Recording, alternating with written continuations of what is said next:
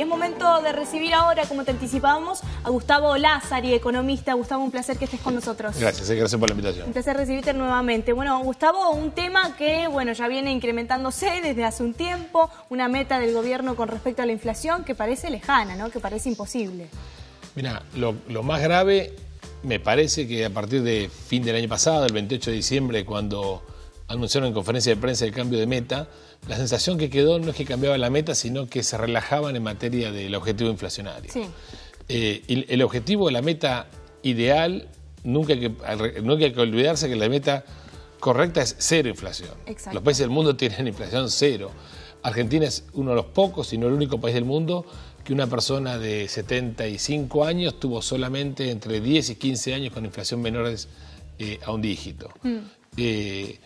Hace 15 años que Argentina tiene inflaciones relativamente altas e indoblegables, y es mucho tiempo. O sea, 15 años es el 80% de tu vida. Exacto. No sé, es muchísimo tiempo. Sí, sí. Con lo cual eso genera una serie de distorsiones y una serie de comportamientos inflacionarios que son distorsivos y expectativas muy negativas. Por eso el gobierno, cuando relajó la meta del 10 al 15, yo creo que cometió un error, no porque el 10 sea cumplible o el 15 es cumplible, sino porque dio la sensación, y eso generó expectativas negativas, de que la meta se relajaba. Entonces, eso no es bueno, nunca es bueno, porque Argentina necesita muchos años de inflación cero. Y eso no es una quimera, no es una locura. Para nosotros es una locura. En todos los países del mundo es algo normal, y en la Argentina fue normal justamente en el periodo en el que crecíamos al 6% anual acumulativo. Entre 1880 y 1930 la inflación era cero.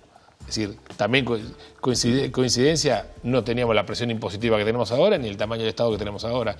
Y sin embargo los inmigrantes venían, con lo cual algo bien andaba, algo bien funcionaba, si no la gente no hubiera venido. No quiero hablar de historia, pero hay muchísimos indicadores que hablan de que fue un periodo de crecimiento económico récord e inédito en el mundo de aquella época. ¿Se podría tener en cuenta actualmente o no? Absolutamente. Yo creo que tenemos mucho para aprender de nuestros padres fundadores y de muchos de los debates que tenemos hoy. Sí. Hablaban de educación, hablamos todo el día de shock o gradualismo. Lo podemos aprender en nuestra propia historia. A veces te dicen, sí, dame ejemplos del mundo donde tus ideas... No, del mundo no, acá, Alberdi, Sarmiento, Roca. Y que tenemos todos los colores, Gustavo, y que nos pasa esto siempre de estar como en una rueda, que vamos cayendo siempre en el mismo lugar, volvemos a caer siempre en el mismo lugar. Hoy actualmente estamos con una inflación que acumuló un 25%, mirando esta meta del 15% que se propone el gobierno. ¿Es posible esto? En realidad no es que acumuló 25, si haces el acumulado del primer trimestre y lo proyectás, te da un 25. Yo creo que el gobierno todavía está el tiempo de hacer un volantazo. Tiene que cambiar la política monetaria y fundamentalmente la política fiscal. La inflación es siempre un fenómeno monetario. Antes hablaban de por qué suben los útiles escolares y sube el dólar. No, eso no es correcto. El dólar no explica los aumentos de precios. Yo lo llamo el dólar excusa, como hablábamos antes, ¿no? Lo que está bajando es el poder adquisitivo del peso. Nuestros billetes cada vez valen menos en términos de bienes. ¿No? Por lo tanto, esta depreciación del valor de la moneda se traduce en mayores precios. Y eso es política monetaria. Y la política monetaria, el gobierno emite más dinero del que tendría que emitir, porque hay una política fiscal donde gastamos más de lo que tendríamos que gastar.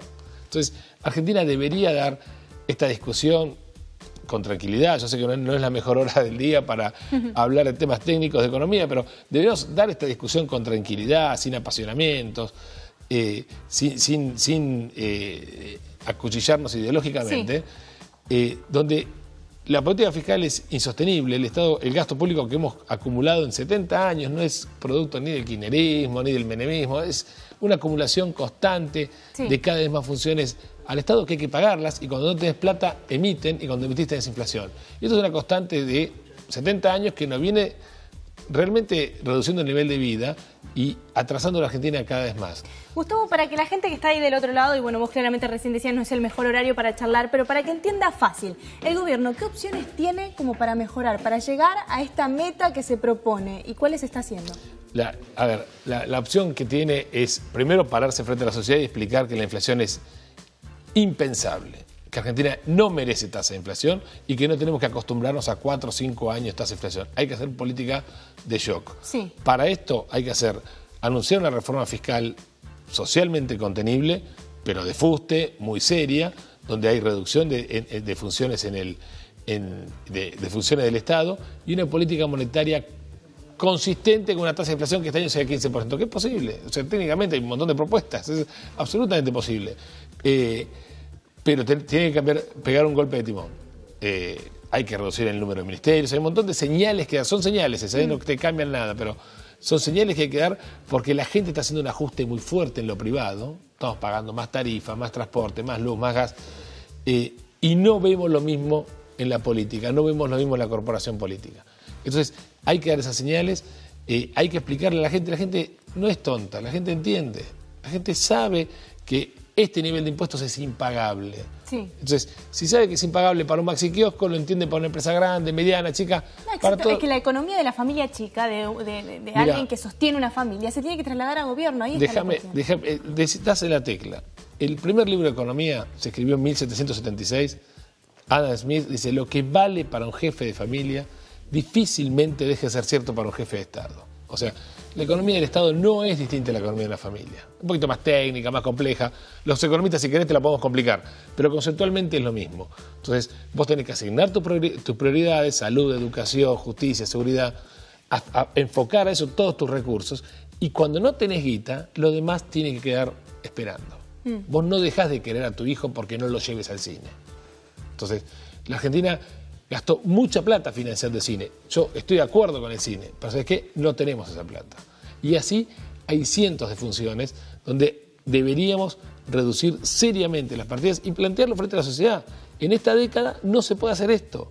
Cuando haya guita quizá lo haremos. Y busquemos mecanismos sustitutos para que no deje de haber, los actores no dejen de tener laburo. Todo eso se puede estudiar.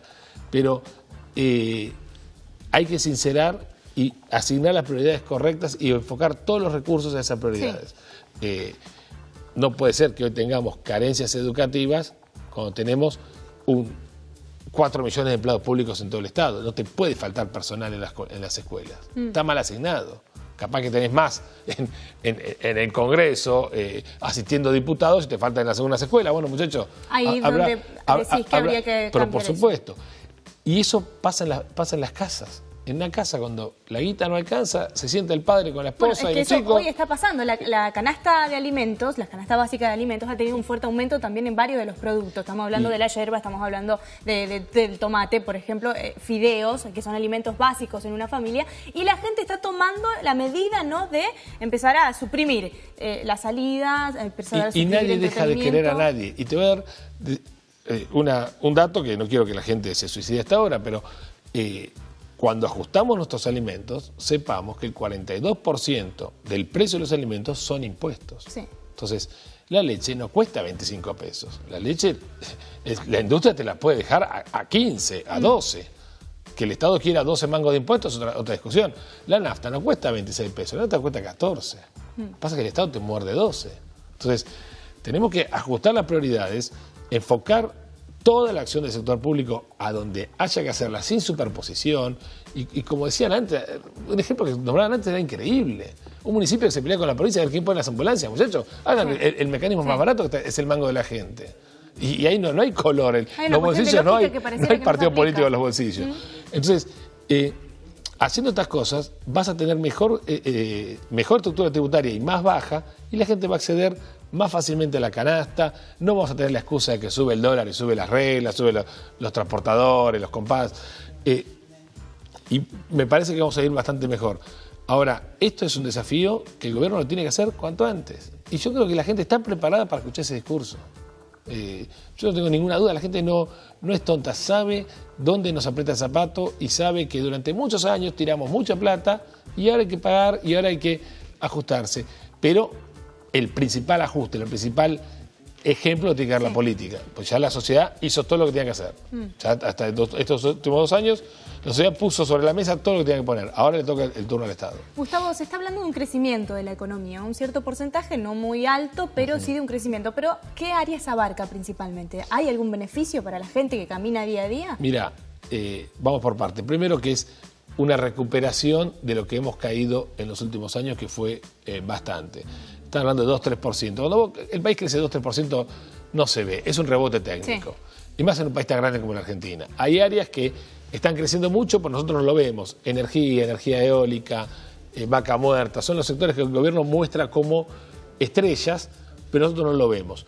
Para que nosotros lo veamos, tenemos que bajar los impuestos. Siempre estamos hablando de cuándo vienen las inversiones y cómo sacamos a los pobres de la pobreza, si es con la ayuda del Estado, con la ayuda de la inversión extranjera. Los pobres salen solos, salen si les sacás la mochila. O sea, si un cartonero va a recolectar cartón, con lo que junta, paga 40 o 45% de su ingreso precario en impuestos, este tipo no sale más. Entonces le tenés que sacar los impuestos para que hoy la actividad de cartonero, el hijo pueda mandar al hijo al colegio, el hijo deje de ser cartonero. En el transcurso de una generación, la gente sale de la pobreza. El problema es si a la gente la aplastás y después de aplastarla le decís, che, pero te voy a dar algo y a cambio votame, estás en el horno, nunca va a salir. Porque el negocio de la política es mantener a la gente pobre y mantener a la gente clientelistamente. Es para todos los partidos, en todos los municipios, en todos lados. Un placer. Gracias. Como siempre, clarísimo, un placer tenerte con nosotros. Muchas gracias. Gracias, cuando quieras.